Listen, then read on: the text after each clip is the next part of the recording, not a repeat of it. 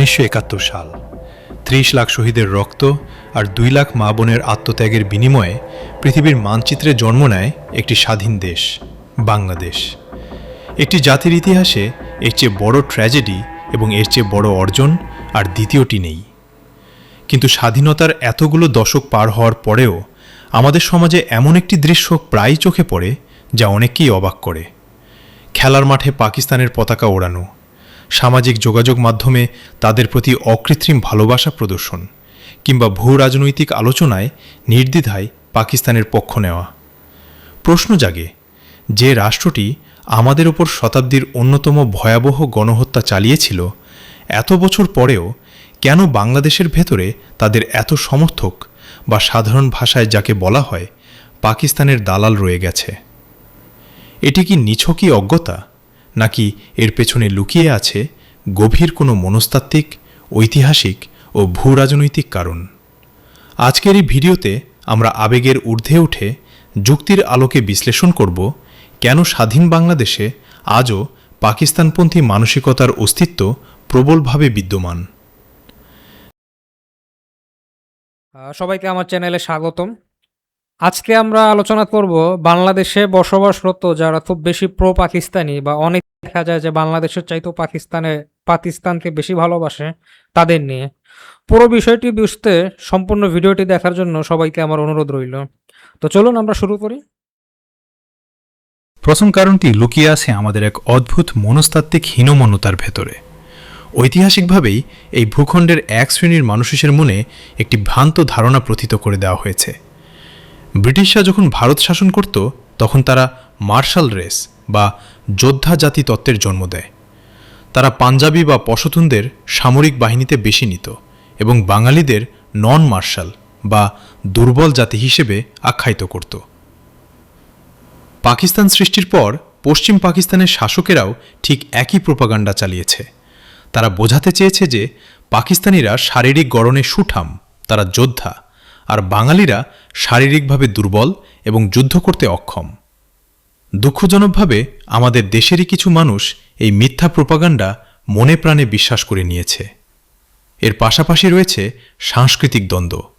অনেকের মনে এই ভ্রান্ত ধারণা বদ্ধমূল যে পাকিস্তানের সংস্কৃতিই হল আসল ইসলামিক সংস্কৃতি। তারা মনে করে বাঙালির নিজস্ব ভাষা, পোশাক, সাহিত্য বা সংস্কৃতি পুরোপুরি ইসলামিক নয়। নিজেদের সাংস্কৃতিক আত্মপরিচয়ের অভাব এবং অবাঙালি সংস্কৃতিকে পবিত্র মনে করার এই অদ্ভুত মানসিকতা থেকেই অনেকে অবচেতনভাবেই পাকিস্তানকে নিজেদের আদর্শ হিসেবে ধরে নেয়। দ্বিতীয় কারণটি একটু গভীরে। এই অঞ্চলের মুসলিম সমাজের ভেতরে ঐতিহাসিকভাবে একটি অলিখিত শ্রেণীবিভাজন ছিল, যাকে সমাজবিজ্ঞানের ভাষায় বলা হয় আশরাফ এবং আথরাফ দ্বন্দ্ব। আশরাফ মানে হল উচ্চ বংশীয়। আমাদের সমাজের অনেক মানুষই বিশ্বাস করতে ভালোবাসেন যে তাদের পূর্বপুরুষরা বাঙালি ছিলেন না, বরং তারা সুদূর ইরান, ইয়েমেন, তুরস্ক বা আরব বিশ্ব থেকে এসেছেন। নিজেদের এই কথিত বিদেশি শেকড় নিয়ে তারা এক ধরনের অহংকার বোধ করেন। অন্যদিকে এই অঞ্চলের স্থানীয় মুসলিমদের তারা আতরাফ বা নিম্নবর্ণের মনে করতেন। যদিও আধুনিক যুগে এই বিভাজন প্রকাশ্যে দেখা যায় না, কিন্তু অনেকের অবচেতন মনে এই অহংকার আজও রয়ে গেছে। যেহেতু তারা নিজেদের শেকড়কে মধ্যপ্রাচ্য বা অবাঙালি কোনো অঞ্চলের সাথে মেলাতে ভালোবাসেন, সেহেতু তারা কখনোই খাঁটি বাঙালি পরিচয় তৃপ্ত হতে পারেন না। এই মানসিক দূরত্বের কারণে তাদের কাছে বাংলাদেশ বা বাঙালি জাতীয়তাবাদের চেয়ে পাকিস্তান বা উর্দু সংস্কৃতির প্রতি এক ধরনের কাল্পনিক আত্মীয়তার টান বেশি কাজ করে। তারা মনে করেন পাকিস্তান সমর্থন করার মানে হল নিজেদের সেই উচ্চ বংশীয় বা অবাঙালি পরিচয়ের কাছাকাছি থাকা। এবার আসা যাক সবচেয়ে সমসাময়িক এবং বাস্তবমুখী কারণটিতে, আর তা হল ভারতের উপস্থিতি এবং ভূ রাজনৈতিক সমীকরণ। বাংলাদেশের ভৌগোলিক অবস্থানের দিকে তাকালে দেখবেন আমাদের 3 দিক জুড়েই রয়েছে ভারত। সীমান্তে অবিরাম হত্যা, অভিন্ন নদীর পানির ন্যায্য হিসা না পাওয়া এবং বাংলাদেশের অভ্যন্তরীণ রাজনীতি ও অর্থনীতিতে ভারতের কথিত খবরদারি এদেশের সাধারণ মানুষের মনে প্রবল ভারত বিরোধী ক্ষোভের জন্ম দিয়েছে। আর ঠিক এখানেই চলে আসে শত্রুর শত্রু আমার বন্ধু এই প্রাচীন নীতিটি। বর্তমানে পাকিস্তান একটি পারমাণবিক শক্তিধর দেশ। সামরিক দিক থেকে তারা বেশ শক্তিশালী। অন্যদিকে বাংলাদেশ সামরিকভাবে তাদের মতো বৃহৎ শক্তি নয়। ভারতের এই আগ্রাসী আচরণের কারণে বাংলাদেশের একটি বড় অংশের মানুষ সারাক্ষণ এক ধরনের ভূ-রাজনৈতিক নিরাপত্তাহীনতায় ভোগে। তাদের এই ভারতভীতি এতটাই প্রবল যে তারা ভারতের একমাত্র প্রকাশ্য শত্রু হিসেবে পাকিস্তানের সামরিক শক্তিকে এক ধরনের মনস্তাত্ত্বিক ঢাল বা কাউন্টার ব্যালেন্স হিসেবে দেখতে শুরু করে। তারা বিশ্বাস করে ভারতের একচ্ছত্র আধিপত্যকে এই অঞ্চলে একমাত্র পাকিস্তানই চ্যালেঞ্জ করতে পারে। মূলত ভারতের প্রতি তীব্র ঘৃণা এবং ভয় থেকেই একটি বড় অংশ অবচেতনভাবে পাকিস্তানের প্রতি সহানুভূতিশীল হয়ে পড়ে।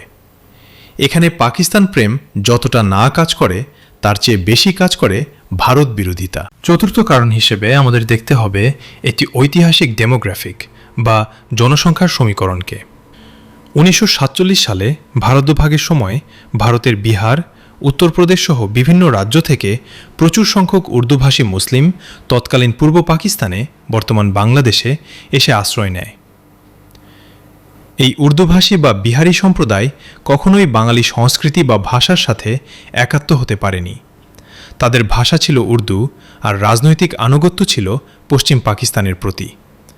1971 সালের মহান মুক্তিযুদ্ধে এদের একটি বিশাল অংশ সরাসরি পাকিস্তান সেনাবাহিনীর পক্ষ নিয়েছিল এবং বাঙালিদের ওপর নির্যাতনে সহযোগিতা করেছিল।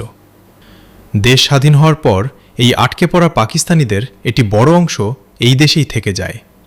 কালের পরিক্রমায় তাদের বংশধরেরা বাংলাদেশের নাগরিকত্ব পেলেও তাদের পারিবারিক শিক্ষা এবং জিনগত চিন্তাধারায় পাকিস্তানের প্রতি সেই পুরনো টান রয়েই গেছে।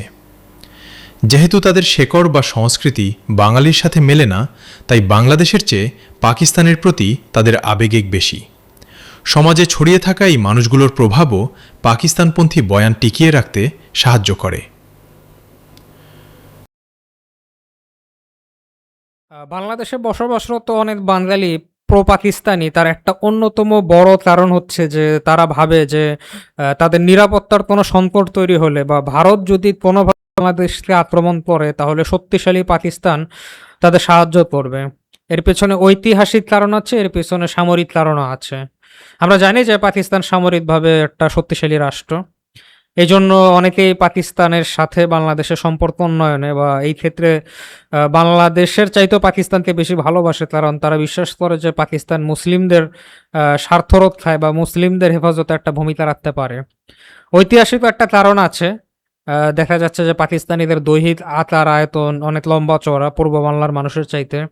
তো মানসিকভাবে এই বিষয়টাও দেখা গেছে এই দেশীয় মানুষের মনে একটা প্রভাব বিস্তার করে। এর বাইরেও আরেকটি কারণ আছে যা আমাদের স্বাধীন দেশের রাজনৈতিক ইতিহাস তৈরি করেছে। ৭৫-এর রাজনৈতিক পট পরিবর্তনের পর স্বাধীনতা বিরোধী শক্তিগুলোকে এদেশে পুনরায় রাজনীতি করার সুযোগ দেওয়া হয়। এই সময়ে একদল সুবিধাবাদী গোষ্ঠী খুব সুকৌশলে ধর্ম এবং রাজনীতিকে মিশিয়ে ফেলে। তারা সাধারণ মানুষের ধর্মীয় আবেগকে পুঁজি করে এই ধারণা প্রতিষ্ঠা করার চেষ্টা করে যে পাকিস্তান একটি ইসলামিক প্রজাতন্ত্র এবং ভারত একটি হিন্দু রাষ্ট্র। তাই একজন মুসলিম হিসেবে পাকিস্তানের প্রতি ভালোবাসা রাখাটাই নাকি ঈমানের অঙ্গ। 1971 সালের মুক্তিযুদ্ধকে তারা নিছকই ভাইয়ে ভাইয়ে ভুল বোঝাবুঝি বা ভারতের ষড়যন্ত্র হিসেবে প্রচার করতে শুরু করে। বাংলাদেশের ধর্মভীরু সাধারণ মানুষের মগজে এই ইসলামিক ভ্রাতৃত্বের বিষবাষ্প এত নিখুঁতভাবে ঢুকিয়ে দেওয়া হয়েছে যে অনেকেই এখন ধর্ম এবং জাতীয়তাবাদকে আলাদা করতে পারেন না। তারা ভুলে যান যে 1971 সালে পাকিস্তানি বাহিনী যখন এদেশে 30 লাখ মানুষকে হত্যা করেছিল তখন কিন্তু তারা ধর্মের পরোয়া করেনি। সম্মানিত দর্শক, একটি স্বাধীন ও সার্বভৌম রাষ্ট্রের নাগরিক হিসেবে আমাদের সবচেয়ে বড় পরিচয় হওয়া উচিত আমাদের নিজস্ব জাতীয়তা। হ্যাঁ, আন্তর্জাতিক রাজনীতিতে স্থায়ী কোনো বন্ধু বা শত্রু নেই, কিন্তু যে রাষ্ট্রটি আমাদের জন্মলগ্নে আমাদের অস্তিত্বকেই মুছে ফেলতে চেয়েছিল তাদের প্রতি অন্ধ ভালোবাসা কখনোই সুস্থ মানসিকতার লক্ষণ হতে পারে না। সাংস্কৃতিক হীনমন্যতা, ভূরাজনৈতিক ভয় কিংবা ধর্মের অপব্যবহার কারণ যাই হোক না কেন, এই পাকিস্তান প্রীতি মূলত আমাদের আত্মমর্যাদা বোধের অভাবকেই চোখে আঙুল দিয়ে দেখিয়ে দেয়।